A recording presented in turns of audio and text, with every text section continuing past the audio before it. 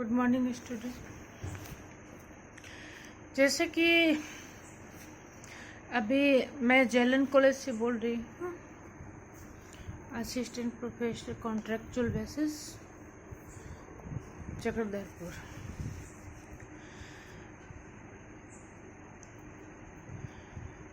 अभी आपके third semester से आप लोग फोर्थ सेमेस्टर में प्रमोट कर दिए गए हैं और आपका जो है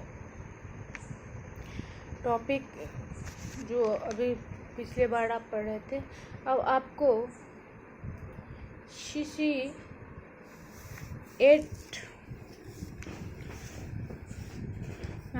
CC8 में वेस्टर्न पॉलिटिकल थिंकर्स को पढ़ना है।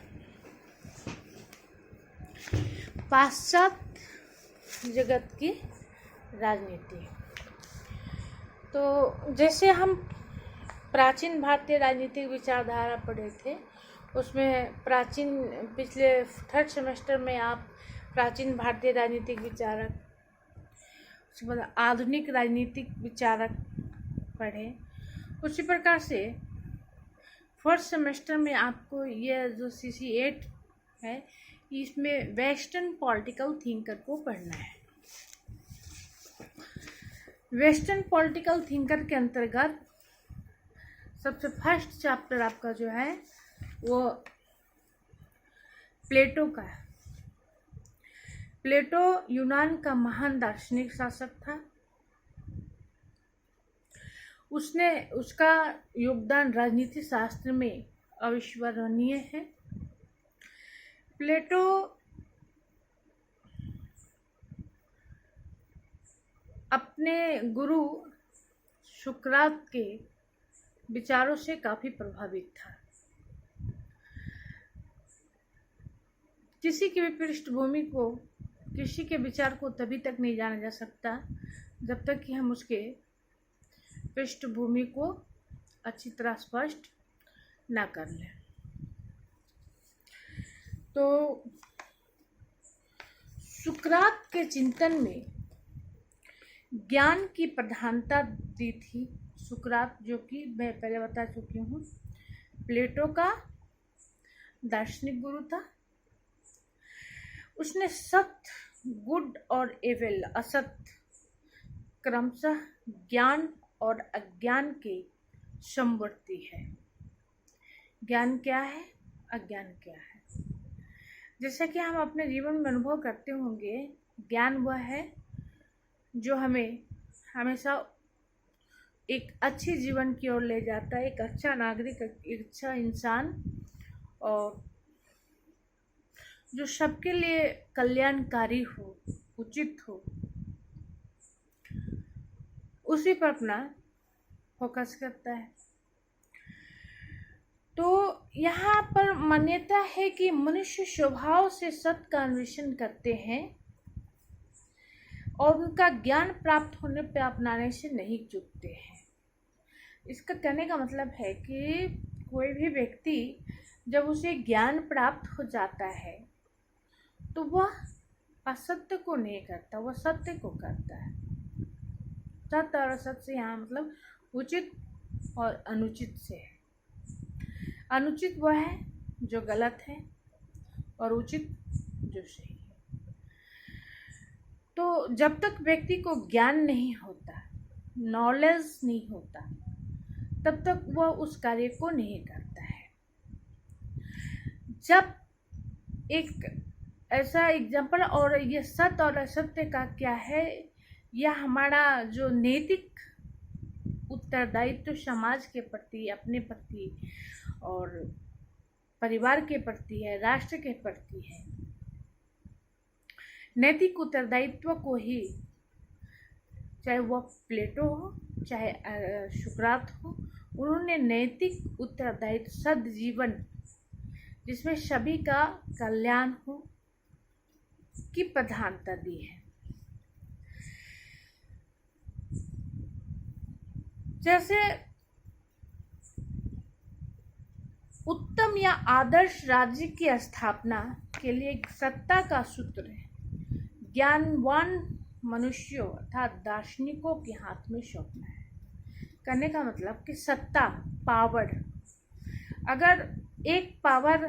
अगर एक इस छोटा एग्जाम्पल से समझेंगे कि अगर एक पिस्टल हम एक 5 साल के बच्चे या 4 साल के बच्चे के हाथ में दे दें तो उसे खिलौना समझेगा, उसे जीवन और मृत्यु का कोई भेद पता नहीं। तो इसी तरह पावर जो है, सत्ता, अगर वह गलत हाथों में चली जाती है तो उस समाज का विघटन होना प्रारंभ हो जाता है, क्योंकि सत्ता जो है वह राज्य के निवासियों के प्रति उत्तरदायी ना हो तो निरंकुश हो जाता है। इसलिए जैसे प्लेटो का आदर्श राज्य, उसने 3 वर्गों में राज्य को बांटा है, उत्पादक वर्ग, सैनिक वर्ग और दार्शनिक वर्ग। इसके लिए उसने विस्तृत योजना की भी तैयारी की है, जो कि हम बाद में जानेंगे। आज चूँकि फर्स्ट क्लास है इसलिए हम जानेंगे मोटा मोटी कि ये आखिर कहना क्या चाहते हैं। कहना चाहते हैं कि सत्ता जो है उसी व्यक्ति के हाथ में हो जो उसके योग्य हो।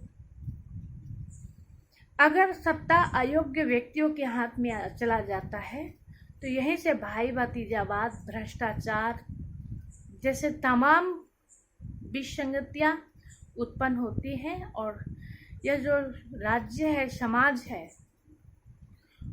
उसमें अन्याय का बोलबाला हो जाता है। प्लेटो का पूरा सिद्धांत ही न्याय पर जुड़ा है, प्लूटोनिक जस्टिस जिसे कहा जाता है। उसने न्याय क्या है इस पर ही अपना पूरा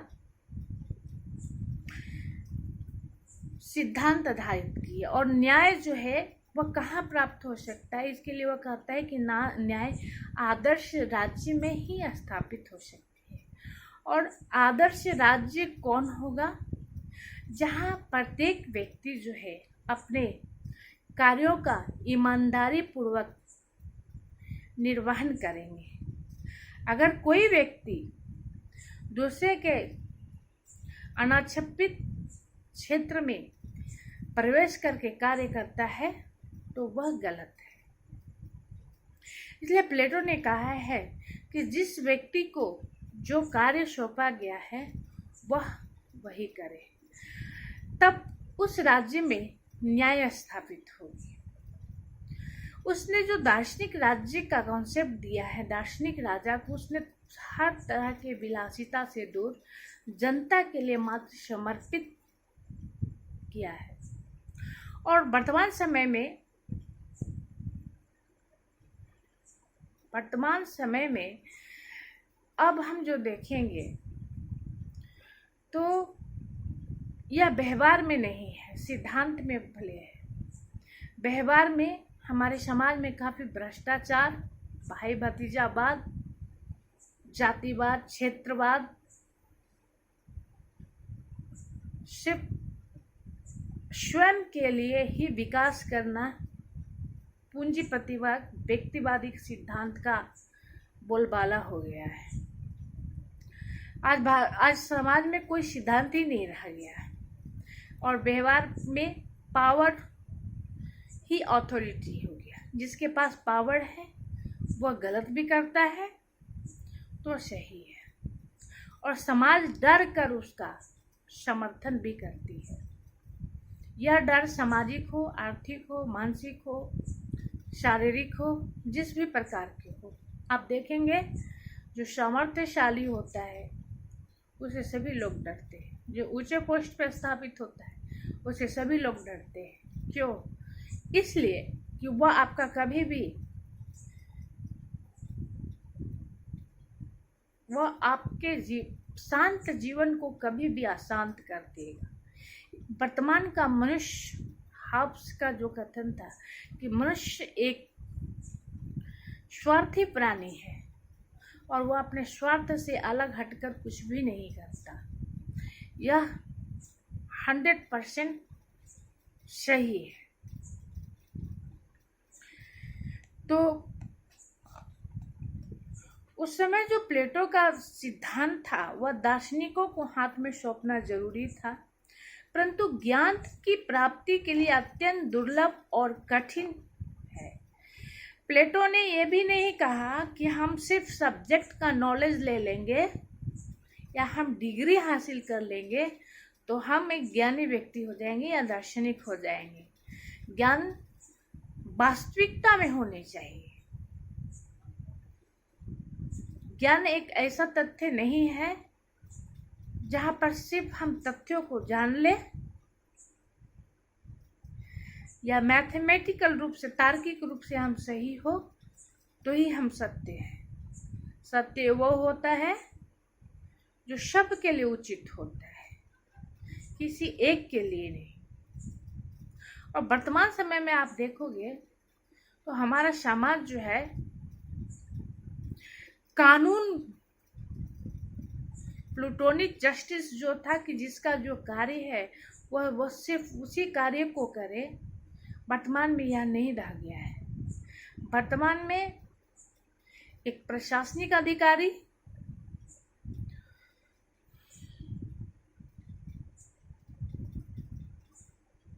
जैसा कि हम पब्लिक एडमिनिस्ट्रेशन में पढ़ते हैं, ब्यूरोक्रेसी, रेड टेपलिज्म,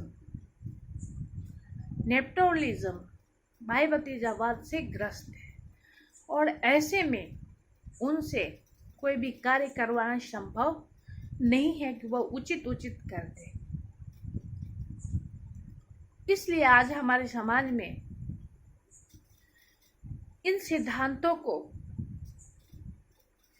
एक बार पुनः जागृत होने की आवश्यकता है। जैसे कि मेटाफिजिकल में यह सिद्ध हो चुका है कि दुनिया में कुछ भी, विश्व में कुछ भी अस्थायी नहीं रहती है, वह सदैव परिवर्तनशील रहती है। आज जो पृथ्वी है वह पृथ्वी हमेशा नहीं रहेगी, उसका विघटन होना ही संभव है, विघटन होना ही होना है। पॉलिटिकल साइंस के स्टूडेंट होने के नाते आप लोग को कम से कम और भी दार्शनिकों को जानना चाहिए, जिसमें हमारे एक प्रसिद्ध दार्शनिक हैं हीगल, जिन्होंने इस विश्व की परिकल्पना की है साइंटिफिक ढंग से। हीगल के विचारों से ही मार्क्स प्रभावित था। वाद, परिवाद और संवाद से यह समाज बना है। कभी भी यह समाज जो है हमेशा अस्थायी रूप से एक रूप में नहीं रह सकता, इसका परिवर्तन होना ही होना है। जो भी आया है उसका विघटन एक न एक दिन होगा। जैसे हम प्रतिदिन जी रहे हैं, आज एक दिन के हुए तो कल दूसरे दिन के होंगे। इस तरह हमारा क्रमशः, या तो आप इसे विकास समझ लीजिए या तो आप इसको विघटन समझ लीजिए, होना ही होना है। तो प्लेटो का जो दार्शनिक सिद्धांत था वह यह दर्शाता है, समझाने की कोशिश करता है कि एक आदर्श राज्य में संपत्ति की अवधारणा, संपत्ति एकत्रित करने की अवधारणा शासकों के हाथ में नहीं होना चाहिए। शासक वही वर्ग होंगे जो दार्शनिक होंगे, और दार्शनिक जो होगा वह काफ़ी ज्ञान से भरा होगा। उसके अंदर कोई स्वार्थ, कोई लालच, कोई पक्षपात किसी के प्रति कुछ भी नहीं होंगे, तब वह एक आदर्श राज्य स्थापित होगा। हालांकि सत्य बहुत ही कठिन होता है। इसी सत्य के कारण प्लेटो के गुरु सुकरात को मृत्यु दंड मिला था, वह भी राज्य की ओर से। और सुकरात इतना बड़ा देशभक्त था कि उसे जेल में आकर भी, जेल से किसी ने कहा कि तुम्हें भागने का मौका देता हूँ, तुम भाग जाओ, लेकिन उसने कहा कि मैं नहीं भागूंगा, क्योंकि अगर मैं यहाँ से भाग गया तो पूरे विश्व में मेरे देश का बदनामी होगा कि वहाँ की शासन व्यवस्था कैसी थी जहाँ से कैदी भाग निकले। तो उसने अपने सिद्धांत के लिए अपने सत्य के लिए अपने प्राण की आहुति दे दी, जिसका काफी गहरा प्रभाव प्लेटो के मनोमस्तिष्क पर पड़ा। और इसलिए ही प्लेटो ने एक एकेडमिक जो एथेंस में थी वहाँ स्थापित किया, और उसमें जो है उसने बताया कि एक आदर्श राज्य की स्थापना कैसी होगी और एक आदर्श राज्य की शासन की बागडोर किसे सौंपा जाए। दार्शनिक शासक जिसके पास ना तो कोई निजी संपत्ति थी, ना निजी घर था, ना तो वह विवाह कर सकता था। मिलिट्री भी वहाँ का 3 वर्ग, उत्पादक वर्ग, शासक वर्ग और संरक्षक वर्ग। उत्पादक वर्ग सबके लिए उत्पादन करता था, जिससे संपूर्ण राज्य का जीविकोपार्जन चलता था। वह व्यापार बिजनेस करता था। और संरक्षक वर्ग जो होते थे वो आज के हमारे मिलिट्री की तरह थे। वह देश पर बाहरी आक्रमणों से सुरक्षा करते थे। तो प्लेटो का जो आदर्श राज्य की कल्पना है वह वर्तमान पृथ्वी पर संभव नहीं था। इस बात को प्लेटो ने भी स्वीकार किया, क्योंकि इतना ज्यादा आदर्श व्यवहार में संभव नहीं है। लेकिन जो हमारे पाश्चात्य राजनीतिक विचारक हैं, इसमें प्लेटो जो था वह किसके समकालीन था? तो वह आपके गौतम बुद्ध के समकालीन था। जैसे कि पिछले बार आपने प्राचीन भारतीय राजनीतिक विचारक में मनु, कौटिल्य, शुक्राचार्य को पढ़ा। उसके बाद आपने जैन धर्म, बौद्ध धर्म में पढ़ा। तो बौद्ध धर्म अहिंसक था और वह भी न्याय के लिए ही बात करते थे।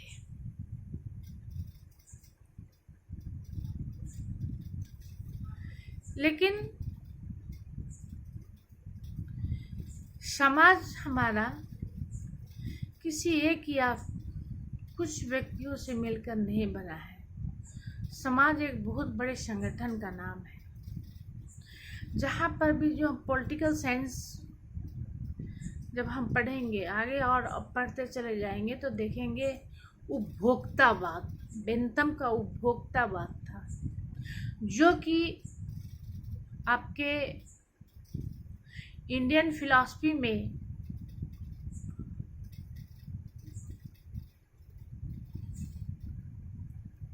मुझे पूरा कंफर्म याद नहीं याद आ रहा है। एक ऋषि का कथन था कि जब तक जियो सुख से जियो, न मिले तो उधार लेकर भी जियो। ये अति सुखवाद, जिसमें व्यक्ति सिर्फ अपने विषय में ही सोचता है।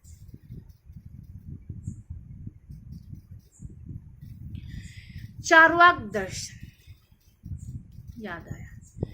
यह चार्वाक दर्शन है जिसमें व्यक्ति समाज के विषय में नहीं सोचता, वह अपने विषय में सोचता है कि मैं जब तक इस धरती पे रहूं हर हाल में सुख से जीऊं, चाहे इसके लिए मुझे अनैतिक रास्तों को भी क्यों नहीं अपनाना पड़े। तो राजनीति शास्त्र में हम जब गहराई से पढ़ेंगे तो राजनीति शास्त्र मास्टर ऑफ सोशल साइंस है, और इसमें सिर्फ यह नहीं है कि सत्ता, शासन, व्यक्ति, अपराध यही राजनीति है। राजनीति के अंतर्गत आप लोगों ने 3rd सेमेस्टर में पढ़ा होगा कि एक उचित जीवन, एक सदजीवन देने की जो व्यवस्था की गई थी, सदजीवन को ही न्याय माना गया था।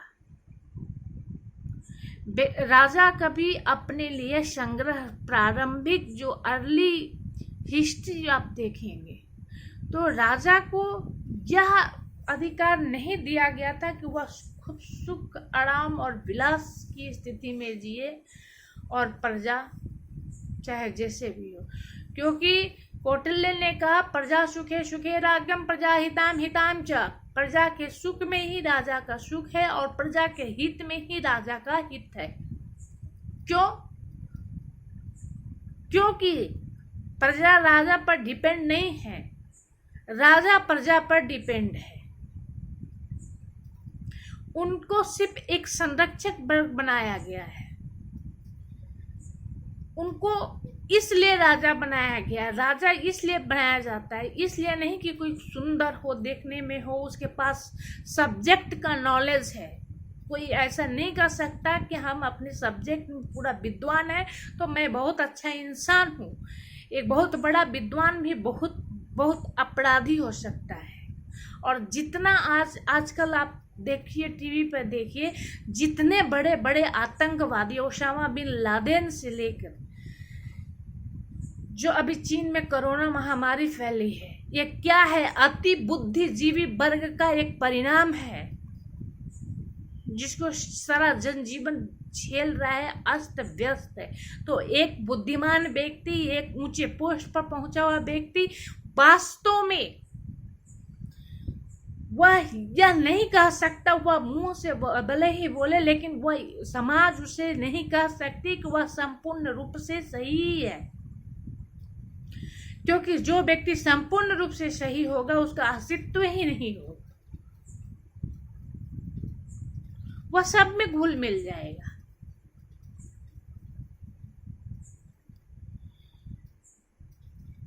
प्रजा के करों से, वर्तमान समय में भी जनता के टैक्स से राज्य कोष में संपत्ति अर्जित होती है, जिससे कि राज्य के कर्मचारियों को आजीविका देने के लिए प्रावधान किया गया है। परंतु कोई ये सोच लेता है कि मेरा जन्मसिद्ध, मैंने चूंकि इतना इतना डिग्री लिया है, मेरे पास इतना नॉलेज है, मैं इतना हिसाब किताब बना देता हूँ, इतना तेज हूँ, इसलिए मुझे ये प्राप्त है और ये हमेशा प्राप्त होगा, तो यह उसकी कुबुद्धि है। चूंकि प्लेटो के दर्शन में जो है ये सिर्फ भौतिकवादिता की बात नहीं की गई है, आदर्शवाद की बात की गई है। भौतिकवाद और आदर्शवाद दो अलग अलग तथ्य हैं। भौतिकवाद सिर्फ सुखों में जीता है, आनंद में जीता है, लेकिन आदर्श जो है वह एक समाज के लिए समर्पित होता है। आप पढ़ेंगे आदर्शवादी राज्य की कल्पना, लोक कल्याणकारी राज्य की स्थापना। ऐसा नहीं है, हमारे देश में तो खैर बहुत ही कल्याणकारी कार्य किए जा रहे हैं। असक्षम नागरिकों को तो जैसा कि अभी हम प्लेटो के विषय में बात कर रहे थे, प्लेटो के आदर्श दार्शनिक राज्य,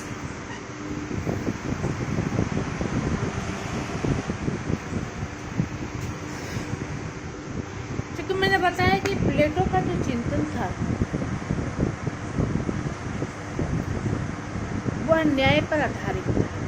प्लेटो अपने न्याय सिद्धांत के हेतु ही जाना जाता है, जिस हेतु उसने अपना एक ग्रंथ रिपब्लिक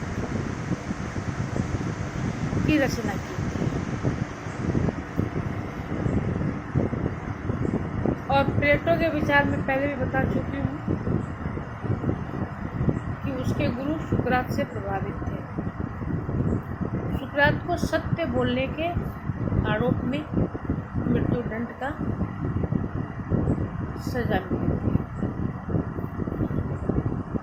प्लेटो का जन्म 427 से 347 ईस्वी पूर्व प्राचीन यूनान के अत्यंत प्रतिभाशाली दार्शनिक, जो कि अभी मैंने पहले बताया आपको कि प्लेटो जो है भारत का समकालीन चिंतन, अगर उस समय देखेंगे तो वो कौन थे? गौतम बुद्ध थे। पश्चिमी परंपरा में सबसे पहला व्यवस्थित राजनीतिक सिद्धांतकार प्लेटो को माना जाता है। पहला व्यवस्थित राजनीतिक सिद्धांतकार। राज्य कैसे आया? राज्य की स्थापना कैसे हुई? राज्य किस उद्देश्य से स्थापित हुआ? या आप लोग सेमेस्टर फर्स्ट में ही राज्य के विषय में पढ़ चुके हैं कि जो यह समाज है वह अचानक से प्रकट नहीं हुआ, अपितु क्रमशः एक से दूसरी कड़ी जुड़ते गए और संपूर्ण कड़ी मिलकर एक राज्य बना। राज्य के सिद्धांत में मैंने जैसा कि अभी हीगल को बताया था कि भौतिकवाद ही नहीं, आदर्शवादी चिंतक के रूप में उन्हें भी जाना जाता है। प्लेटो को भी आदर्शवादी चिंतक के रूप में जाना जाता है। तो आदर्श क्या है? आदर्श राज्य, आदर्श व्यक्ति, आदर्श समाज जिसका अनुकरण किया जा सके, जिस राज्य में न्याय स्थापित हो और भौतिकता और आदर्श, यह दोनों मिलकर ही यह संसार बना है। कोई अति भौतिकता में लिप्त हो जाता है, कोई अति आदर्श, और जो दोनों के बीच सामंजस्य स्थापित करके चलता है वह जो है व्यवस्थित कहलाता है। क्योंकि सिर्फ आदर्श ही नहीं चल सकते और सिर्फ भौतिकतावाद ही नहीं चल सकती। अगर सिर्फ आदर्शवाद चलेगा तो उसका भी विघटन होना ही होना है, और सिर्फ भौतिकवाद चलेगी तो उसमें अराजकता की स्थिति उत्पन्न हो जाएगी। आदर्श और भौतिकता दोनों का समायोजन जब होता है वह एक आदर्श राज्य में ही उत्पन्न होता है, तब उसे एक आदर्श राज्य कहते। प्लेटो चूँकि अपने गुरु के दंड से इतना दुखी था, जो उसके गुरु को मृत्यु दंड मिला था, वह उससे इतना दुखी था तो उसने आदर्शवाद की बहुत ज़्यादा कल्पना कर ली थी, जो कि वर्तमान के भौतिक पृथ्वी पर संभव नहीं है। यहाँ पर शुद्ध रूप से हमें कुछ भी प्राप्त होने वाला नहीं है। भौतिकता और आदर्शवाद मिलकर चलेंगे वह सामंजस्य होगा। तो प्लेटो को व्यवस्थित राजनीतिक सिद्धांतकार, उसने व्यवस्थित ढंग से, जैसे प्लेटो का शिक्षा सिद्धांत आप देखेंगे तो उसने आदर्श राज्य की स्थापना के लिए एक आदर्श शिक्षा व्यवस्था की स्थापना की, जिसमें कितने से कितने उम्र तक के बच्चों को क्या शिक्षा देना है। जब बच्चे कोमल मन के होते हैं तब उन्हें कैसी शिक्षा देनी है, जब वह वयस्क होते हैं तब उन्हें जीवन की शिक्षा देनी है, और जब वह युवा अवस्था में आते हैं, अधेड़ावस्था में आते हैं तो उन्हें सांसारिकता का ज्ञान दिया जाता है। यह सारी व्यवस्था प्लेटो के चिंतन में है, इसलिए उसे व्यवस्थित सिद्धांतकार के नाम से जाना जाता है। उसने राजनीतिक को ऐसी समस्याओं पर विचार किया जो आज के युग में काफ़ी महत्वपूर्ण माना जाता है। पर इनका एक विश्लेषण प्रस्तुत किया जो आज भी चर्चा परिचर्चा और वाद विवाद का विषय बना है। हालांकि यह युग युगांतक तक चलता रहेगा, क्योंकि मैंने बताया कि प्लेटो अपने आदर्श राज्य की कल्पना में इतना खो जाता है कि वह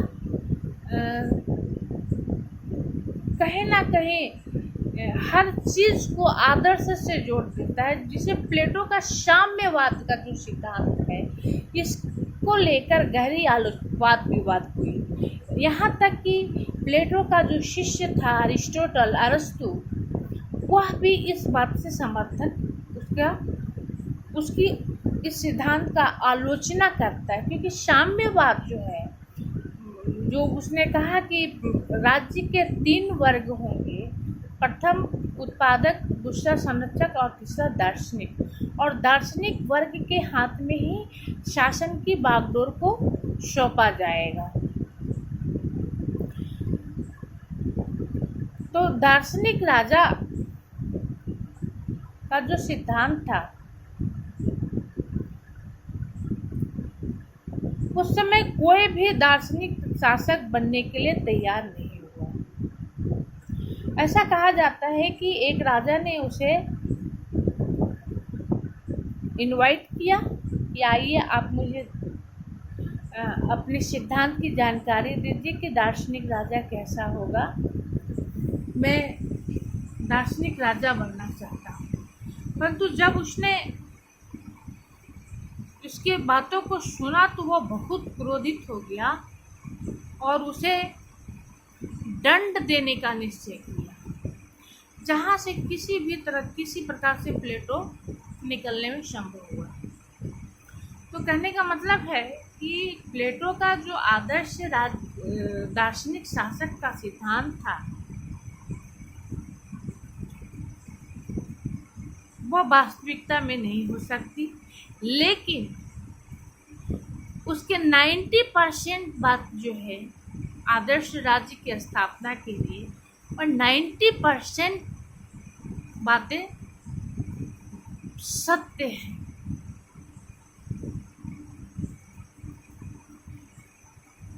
क्योंकि उसने सद्गुण, वर्चू इज पावर्ड का ज्ञान, कि सद्गुण ही न्याय है।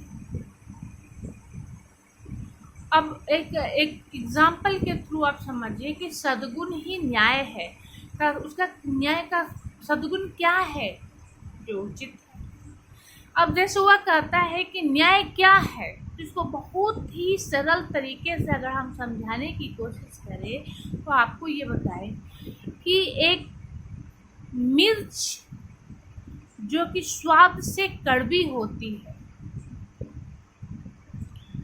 अगर वह मीठी लगती है तो यह न्याय नहीं है। उसके कहने का तात्पर्य था कि जो जिस कार्य के लिए बना है वह उस कार्य को करे, तभी न्याय संभव है। लेकिन उसने कार्यों का भी बंटवारा कर दिया कि किसका क्या कार्य है। सैनिक वर्ग का कार्य सुरक्षा करना है, दार्शनिक वर्ग का कार्य संरक्षण करना है, और उत्पादक वर्ग का जो उपभोक्ता वर्ग है उनका कार्य उत्पादन करना है। वह श्रम करेंगे, पूंजी उत्पन्न करेंगे। अगर वह व्यवसाय करेंगे जिससे धन अर्जित करेंगे, उस धन से ही राज्य कार्य चलेगा। लेकिन उस धन पर किसका नियंत्रण होगा?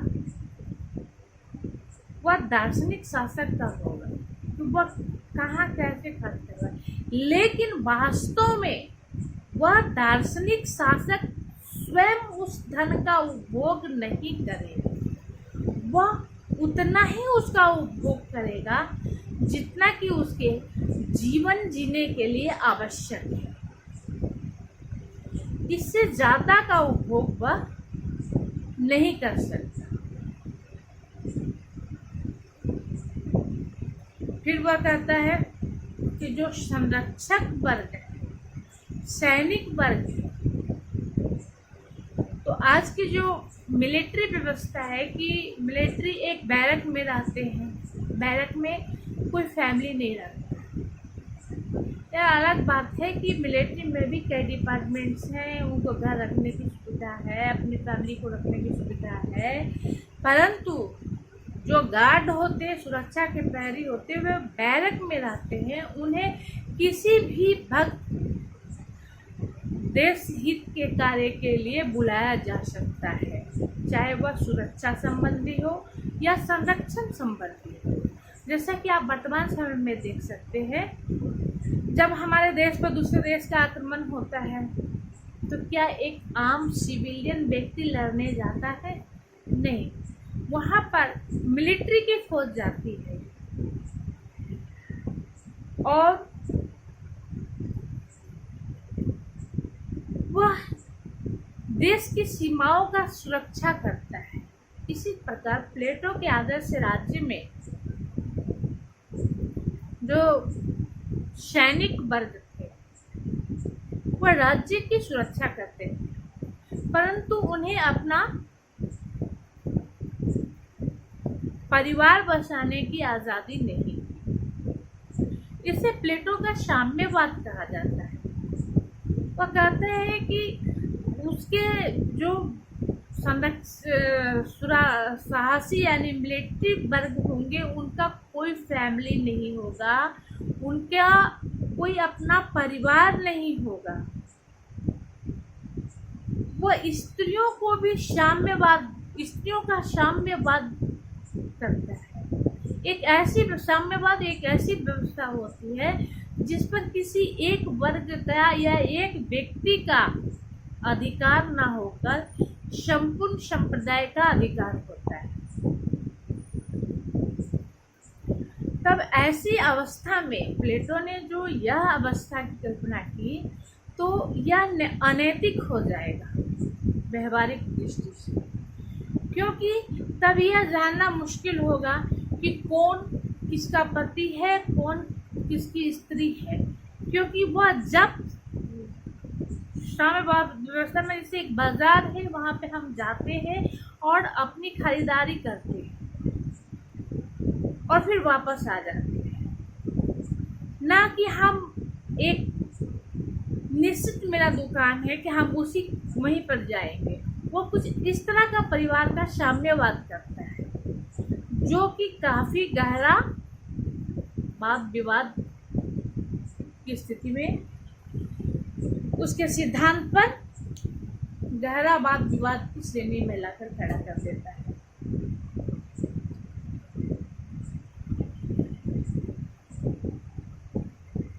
प्लेटो के सिद्धांत को जानने के लिए अभी तो हम लोग जो फर्स्ट क्लास है, तो प्लेटो क्यों विख्यात था, उसका आदर्श राज्य था, आदर्श राज्य का सिद्धांत था, उसकी शिक्षा प्रणाली की व्यवस्था थी, उसने समाज को 3 वर्गों में बांटा था और वह किस कारण से एक वर्ग विहीन समाज की स्थापना करना चाहता था। वह राज्य का दायित्व जो है एक संरक्षक जो कि दार्शनिक वर्ग होंगे और दार्शनिक राजा कैसा होगा, ये बहुत सारे सवाल आपके मन में उत्पन्न हो रहा है। दार्शनिक शासक कैसा दार्शनिक शासक, वो दार्शनिक होता कौन है, उसे किस प्रकार का, वो दार्शनिक शासक जन्म से नहीं पैदा होता है, जबकि उसकी शिक्षा की व्यवस्था ऐसी है कि जो वो अपने एकेडमी से ऐसे लोगों को छाटेगा कि कौन उस दार्शनिक राजा के योग्य है। जो दार्शनिक राजा के योग्य है, राज्य की बागडोर संरक्षण उसी को दिया जाएगा, परंतु उसकी कोई निजी संपत्ति नहीं होगी, निजी घर भी नहीं होगा। उसे हर प्रकार के भोग विलास और विलासिता से अपने आप को अलग करना पड़ेगा। तो ये प्लेटो का साम्यवाद था और ये आदर्श राज्य की स्थापना की। तो हम इसको कल जो है, अब क्रमशः एक एक टॉपिक को लेकर चलेंगे। पहले उससे शिक्षा व्यवस्था, पहले 2 क्लास तो और इस बात के लिए होगी कि आखिर वह इस प्रकार के विचार उसके पास आए किन किन स्रोतों से। विचार हमारे मन में जो उत्पन्न होते हैं वह सिर्फ हमारी अपनी देन नहीं होती है, वह बाह्य परिस्थितियों की भी देन होती है। एक मानव एक ऐसा प्राणी है जो बाहरी वातावरण से, संवेदनाओं से भरा है, जो कि प्लेटो के जो आदर्शवाद और दार्शनिक राजा का सिद्धांत था, न्याय का सिद्धांत था, और उसने जो शिक्षा की व्यवस्था की थी वह क्यों था, तो वह उसके गुरु को जो दंड दिया गया था उससे वह काफी दुखी था। तो यह उसका भावना प्रधान